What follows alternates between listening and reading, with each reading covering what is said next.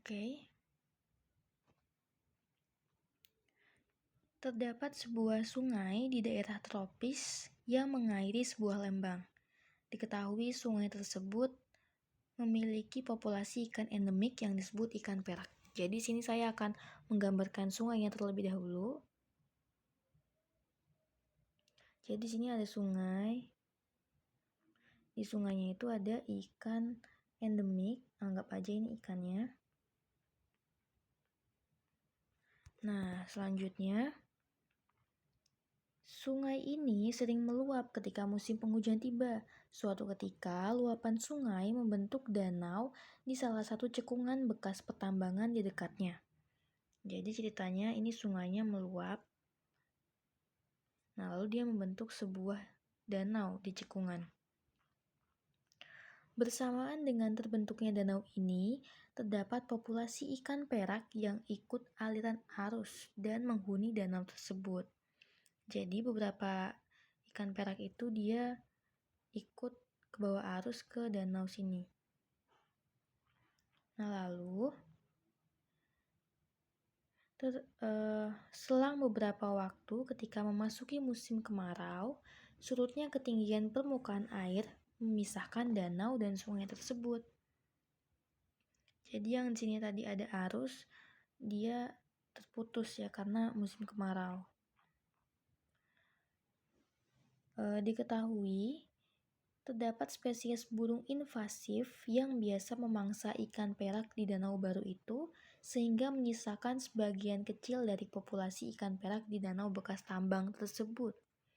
Jadi di sini katanya ada burung invasif ya, predator. Dia itu memakan ikan perak tadi, sehingga populasi ikan perak di danau ini dia berkurang.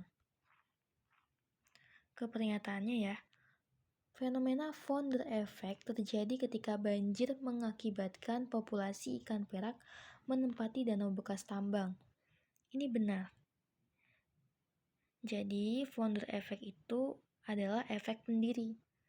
Kita kan tadi di sini sudah dibahas ya, kalau misalnya ikan yang perak yang tadi dia di sungai, dia ikut arus, dia pindah ke danau. Nah, saat dia pindah ke danau ini, dia membentuk suatu populasi baru, sehingga itu bisa dibilang adalah efek pendiri atau founder effect. Lalu pernyataan yang kedua, populasi ikan perak di danau bekas tambang tersebut mengalami bottleneck effect sehubungan dengan kehadiran spesies predator invasif. Ini juga benar. Jadi populasi ikan perak itu yang di danau itu mengalami bottleneck effect. Jadi bottleneck effect itu ketika ada penurunan ukuran populasi secara besar-besaran yang sifatnya itu random. Jadi dia nggak pilih-pilih. Nah, burung ini tadi kan dia itu makan ikan nggak pilih-pilih ya. Maksud nggak pilih-pilih tuh dia nggak nyari ikan yang cepat berenangnya atau apa, tapi dia random aja dia makan ikannya.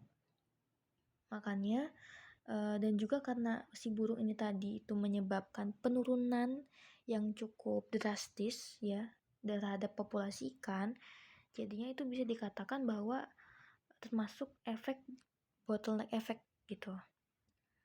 Ya, bottleneck effect itu adalah penurunan ukuran populasi secara besar-besaran dan itu terjadi secara acak. Seperti itu. Lalu lanjut, ukuran populasi yang tersisa berkorelasi positif dengan besar kemungkinan kepunahan terjadi pada populasi ikan perak. Jadi dikatakan di sini, ketika ukuran populasinya itu meningkat, jadi ketika ukuran populasi itu meningkat, dia itu keragaman genetiknya itu dia juga akan meningkat.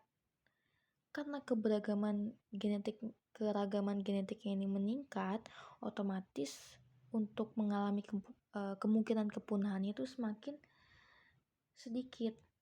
Jadi saya ulangin, ketika ukuran suatu populasi itu besar, ukuran populasinya itu besar, dia itu pastinya keberagaman genetiknya itu kan juga besar ya. Nah, kalau keberagaman genetiknya ini besar, dia itu kemungkinan kepunahannya kecil atau menurun, sehingga bukannya berkorelasi positif, tapi harusnya berkorelasi negatif. Jadi ini salah. Lanjut ke yang peringatan yang keempat. Memisahnya danau dan sungai dapat memicu mekanisme spesiasi simpatrik antara kedua populasi ikan perak. Sebelumnya di sini saya akan menjelaskan sedikit. Jadi katanya dikatakan kalau memisahnya danau dan sungai itu bisa memicu spesiasi simpatrik. Kita lihat di sini. Simpatrik itu awalnya ini ada suatu populasi, tiba-tiba aja ada suatu populasi baru gitu. Lalu populasi ini dia bercampur gitulah. Tiba-tiba dia muncul di sini, muncul populasi baru. Intinya dia ini muncul populasi baru, bukan kayak terpisah gitu ya. Jadi seharusnya dia itu bukan spesiasi simpatrik, tapi dia adalah spesiasi peripatrik. Ini peripatrik. Kenapa? Karena kita lihat di bagannya ini populasi aslinya seperti ini. Lalu tiba-tiba dia mengalami perpindahan gitu. Ini kayak yang tadi ketika hujan, banjir, dia itu terpisah ya. Dia itu membentuk ikan-ikannya itu pindah ke danau. Lalu ketika musim kemarau, mereka itu saling terisolasi seperti itu. Nah, jadi bukan simpatrik ya, tapi peripatrik. Jadi peringatan ini salah. Jadi jawabannya adalah benar, benar, salah, salah.